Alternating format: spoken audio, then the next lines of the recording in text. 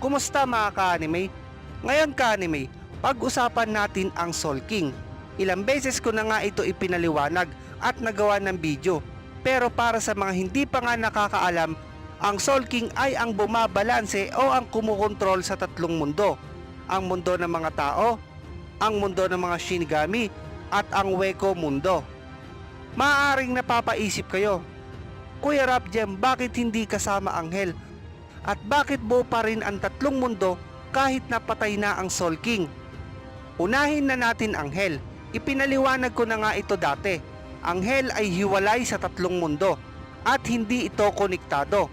Kaya napakahirap pasukin ito maliban lamang sa anak ni Ichiko na parang laro lang sa kanya ang pagpasok at paglabas dito.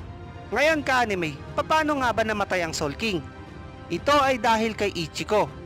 Si Ichiko mismo ang tumapos sa Soul King, pero hindi ito gusto ni Ichiko. Kaya niya ito nagawa ay dahil sa kanyang dugong Quincy. Pagkatapos mahati ng Soul King, si Yujiro Okitake ay nagsagawa ng kamikake sa kanyang sarili na ginawang sisidlan ang kanyang sariling katawan para kay Mimihagi. Si Mimihagi o si Yujiro ang pansamantalang pumalit sa Soul King. Pero mga ka-anime, hindi sapat ang kapangyarihan ni Mimihagi dahil nagawa nga siyang ma-absorb ni Yhwach. At si Yhwach ang naging bagong Soul King. May gusto lang akong isingit ka-anime. Hindi ba kayo nagtataka? Buong chapter ng Thousand Year Blood War ay walang plano si Yhwach na isama Anghel. Kahit na si Aizen nung mga panahon niya ay hindi niya ito nababanggit.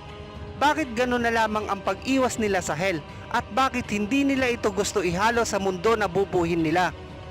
Teori ko lang ka-anime, hindi naman kaya kung may sino man sa Hell na mas malakas pa na nakakulong sa loob nito? Kayo ka-anime, ano sa tingin nyo? Pagkatapos na naging labanan kay Yhwach ay buo pa rin ang tatlong mundo. Ibig sabihin lamang nito ay may Soul King pa rin. Ayon sa novel chapter na Ken Period Onward, si Yhwach pa rin ang Soul King sa ngayon. Bagamat maraming tagahanga ng Bleach ang nagsasabi na ang novel chapter ay hindi isang kanon dahil hindi ito isinulat ni Kubo. Pero nakakalimutan nila na ang novel chapter ay talagang isinulat ni Narita at ni Kubo.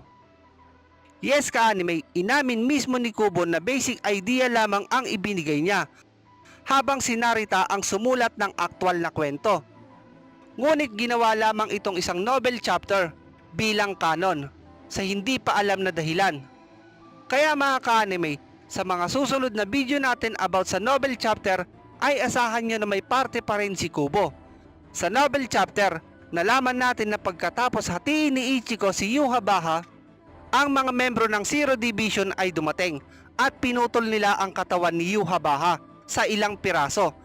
Pangunahin na inalis nila ang kanyang mga braso at binte at nilagyan nila ang katawan nito ng Seal King. Pagkatapos ay ikinulong nga ito sa isang kristal na bagay gaya ng makikita natin sa manga. Kaya ka-anime, si Yhwach pa rin ang Soul King sa ngayon.